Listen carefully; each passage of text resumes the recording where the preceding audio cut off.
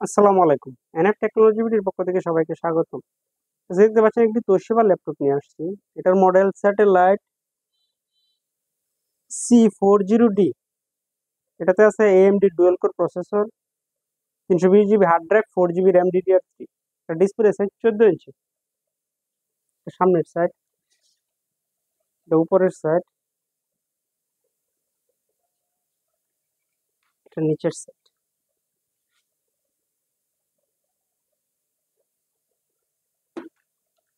এই ল্যাপটপ দিয়ে আপনি অফিস, এক্সেল, পাওয়ার পয়েন্ট এই কাজগুলো করতে পারবেন। ইন্টারনেট ব্রাউজিং, ইউটিউবিং করা যাবে। এটাতে ফটোশপের কাজ করা যাবে।